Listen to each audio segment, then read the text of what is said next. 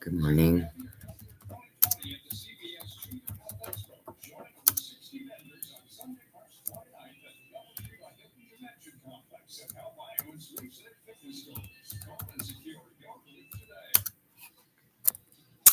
I'm going to read a poem.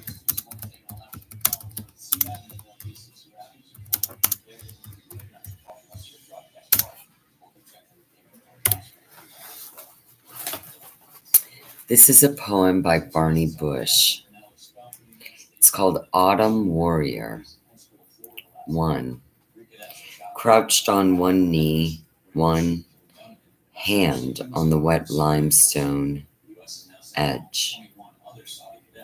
He appeared ready to leap, but it was wind, rain biting into his face. Nights, cold, dark rain, dampening fall that has begun to settle. His childhood friends were walking ghosts, calling his name in the woods behind him. Descendants of blood, stone axes, rounded grooves, gusts of wind shaped like luminous waves from the great river whistled through his hair. His ears whistled like short bursts from flute into memory that weaves wet nights into a billion years. His eyes are the web.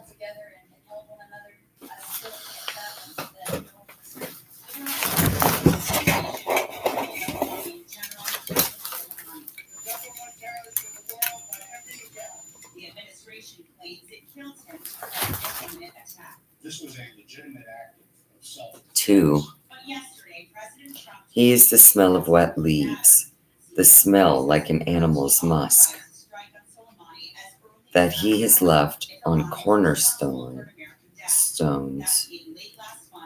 of America.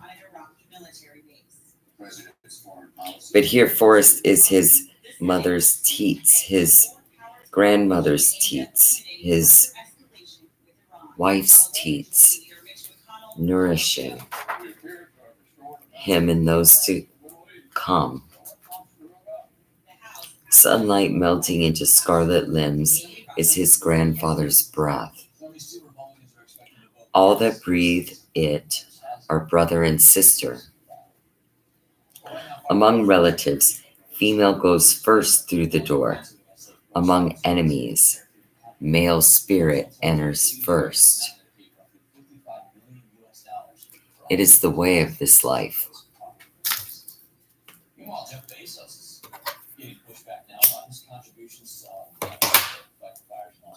3. Bare feet that left the ledge before daylight avert thorns, sharp edges like a wildcat's paws. He is the seeker of night hollows, where there are waterfalls and owls hunt, where brothers and sisters are called by their names. It is autumn. Shadows stretch across the mountains. Skies darken. Thunder. Wild geese sound like children playing.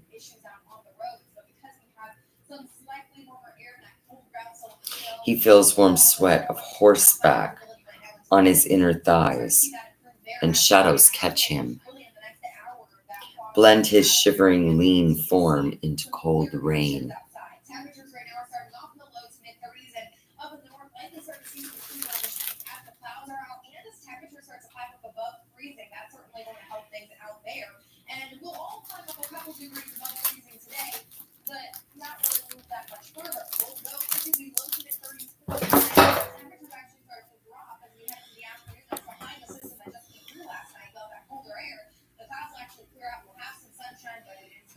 Yeah, I know, right? I need these on.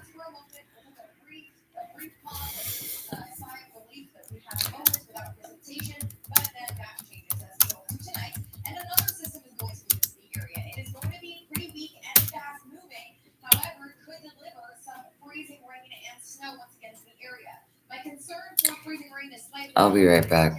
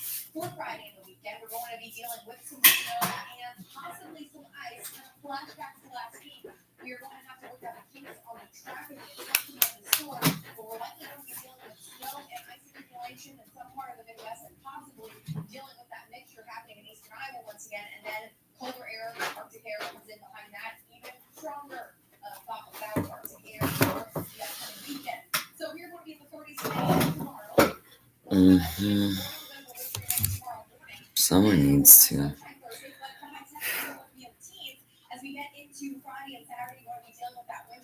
So anyway.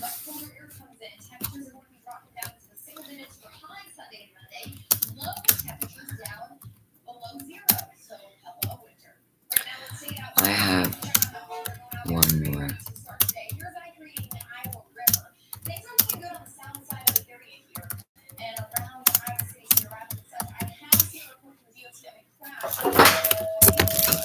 I have one more poem to read today so far.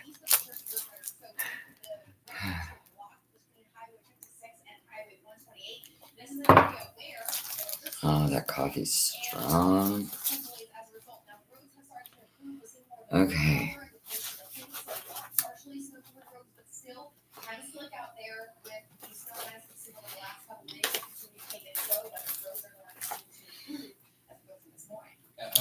This is a poem by Barney Bush. It's called Directions in Our Blood, for two sons, Phil and Colin. 1. West Kansas, full moon, cool breeze, leads us through heat that killed 60 people in St. Louis. This same moon that made light for families on horseback,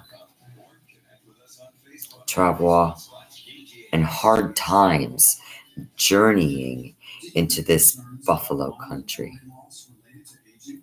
Crickets, cicadas dance inside my road-weary head. We watch the night, and grassy plains. I tell my two sons who want to sit on every hill that every shadow is a buffalo spirit.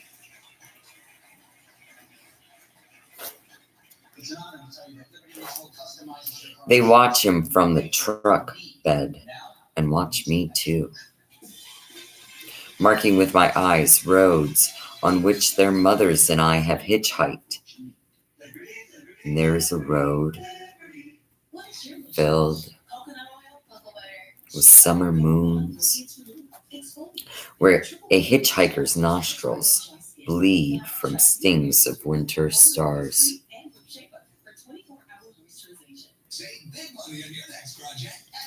Years ago, even now, the road smells the same. When I'm moving, when we're moving, there is an urgency like escaping a world surrounded by wagon trains. Sometimes like escaping with their horses. Morning, nights. Prairie filled with buffalo and covered with grass has been plowed under, replaced with urban sprawl, with miles of electric and telephone wires. My sons shut their eyes to sleep through it. to wake up from this dream. I pull over to wake up too.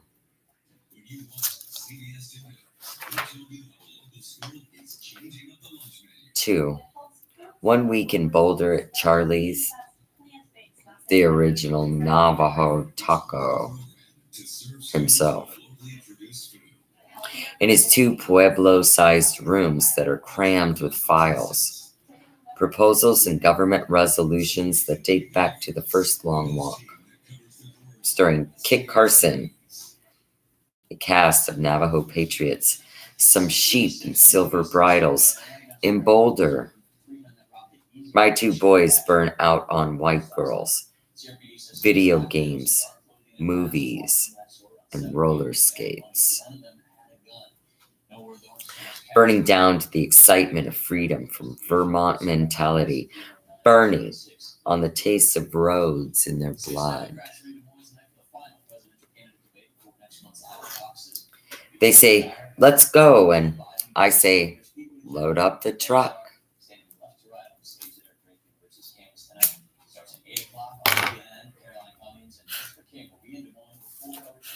We cross mountains to Lindishugen, to her mansion of wild herbs and grasses, her daughter's luminous eyes that shine like 2 polished Apache tears. Linda takes me out. Now get this. To the loudest cowboy bars in Colorado, where she dances with every cowboy but me. Hell, I just shoot pool with her rejects, consoling some. Yes, I think she is always like this, and I like pool better than dancing anyway. That's what he said. My boys are loaded up again, got me ready just in time to drive past the sundown, and they wrestle all the way over Whoop Creek Pass, all the way to Ignacio, right into the front door of my cousin's house.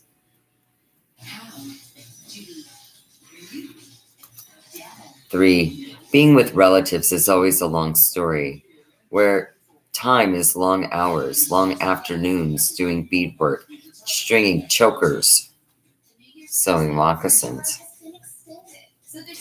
Some for gas money to get to powwows on. If you are Indian, you will understand about my relatives. Hanko is really my brother, but I call him my cousin because he belongs to a different tribe. And his cheekbones are a little higher. 2. His rear ones. At breakfast, one of the meals between morning and noon, Hanko asked my boy Colin if he has ever been with a woman. Colin says, well, sort of, like, well. Hanko says to my other boy, Phil, have you ever been with a woman? Phil says yes. Hanko says, now see, Colin, all you have to say is yes or no. Colin says, no. Hanko says, okay.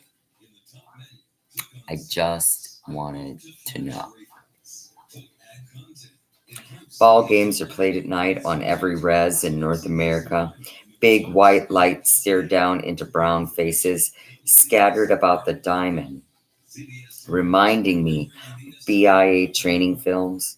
My boys skirt the perimeter, fighting off mosquitoes and looking for women. The rest of us sit in back pickup trucks, watching, sometimes yelling, but mostly watching, sometimes laughing, sometimes recalling old memories. The same cars drive round and round, same eyes checking us out, We check back, sometimes wave, but mostly we watch.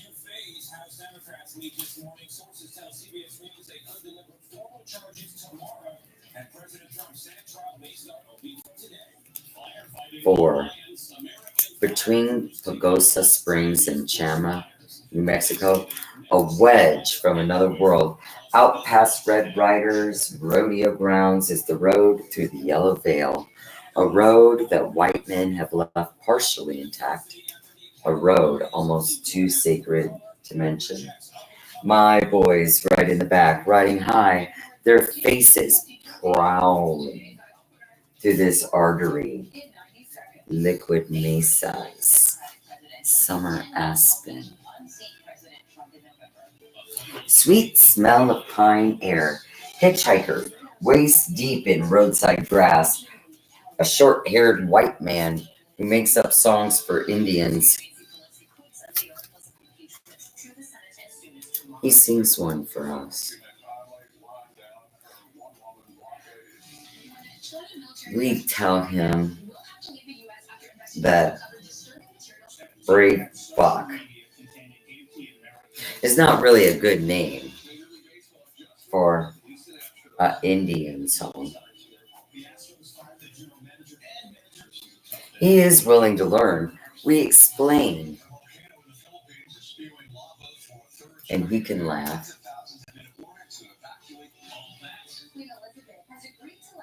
So can we.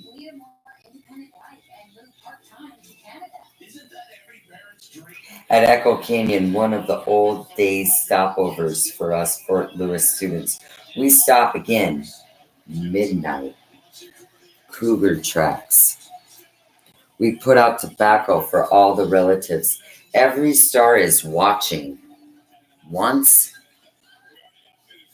I heard the name of Jesus spoken. And it is here that I realize instructions given to white men on how to live on this earth have never been taken. And it is here that I hear how the doors to their heaven have been shut against them. And it is here that I finally understand why the white man behaves savagely. And there is more, but another time. My son Phil is eager to see his mother. We hear her laughter, her silver bracelets clanging rhythmically, like her laughter. Her door light pyramids into the darkness.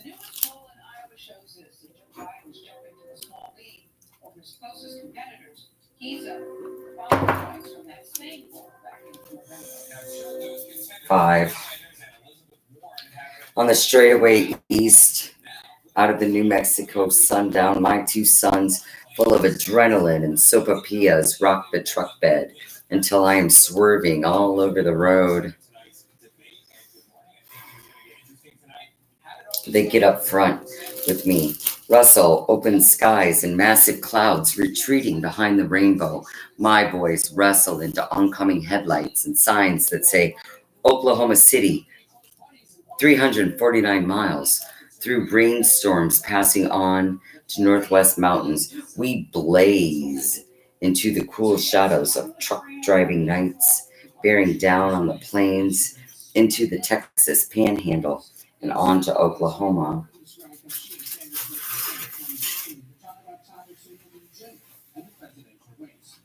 The long road of Old 66 is America's last rough edge of the automobile age.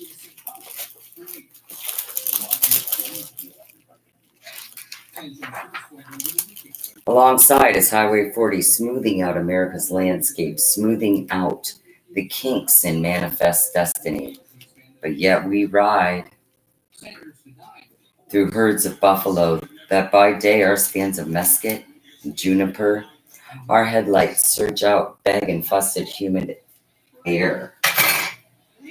The road to my brothers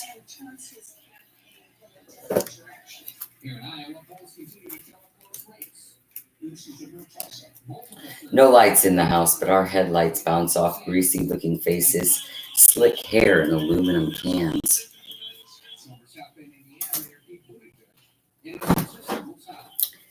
They said they had been waiting, that someone was coming. We're here. Silence. We touch each other's faces and remember the smells. Children come from sleep. Chris, John, Phil, Colin. We cannot see bloodshot eyes.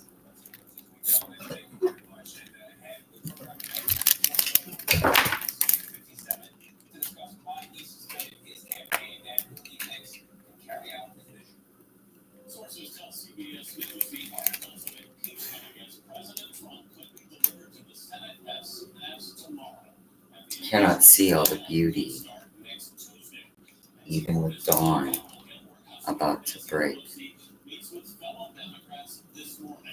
6. My pickup is a lathered roan, kicking red dust from Calumet, Oklahoma, onto the Will Rogers Turnpike, blazing into Eastern Hills, blazing through the history of Native nations. No way. Never that.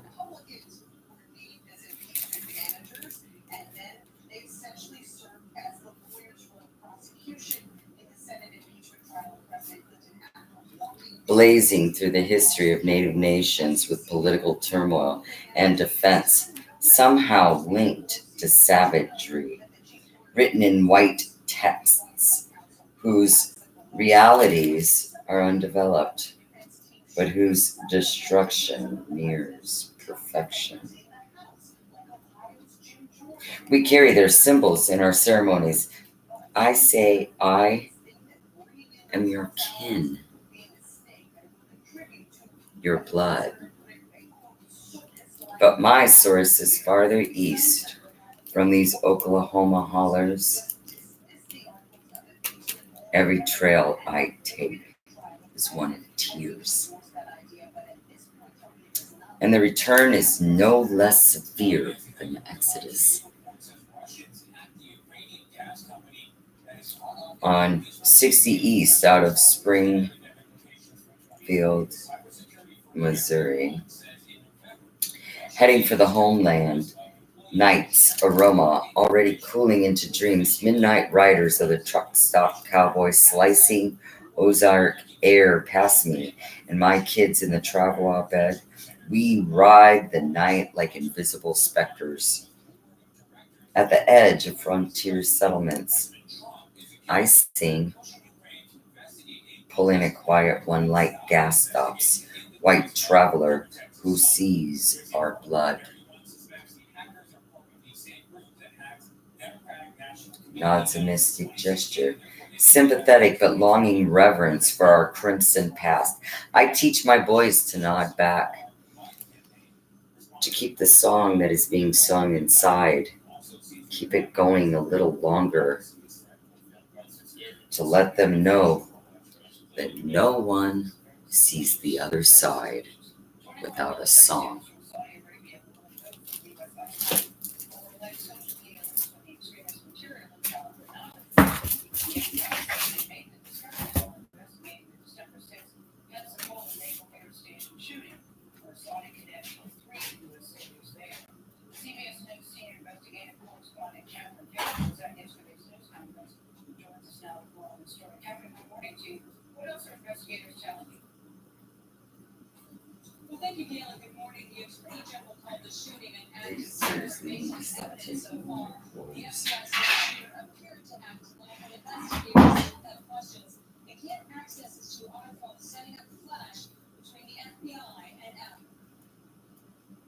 This was an act of terrorism.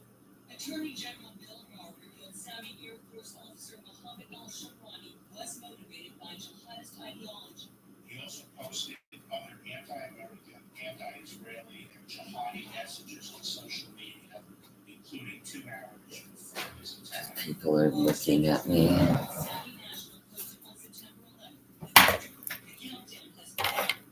They seriously need to stop stealing my clothing. They fuss more than anything else in the whole wide world about the way I look naked.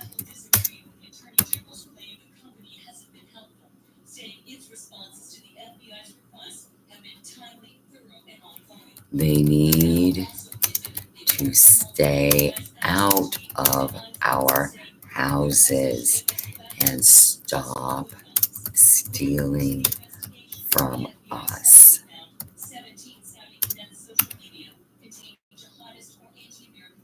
They do, because they will not get away with it anymore. All of my things are cursed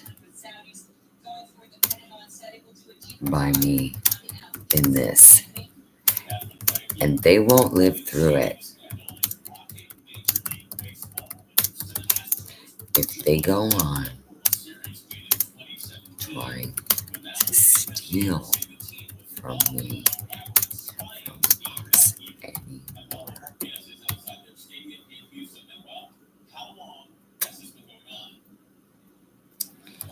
You guys have a nice day. We'll see you later.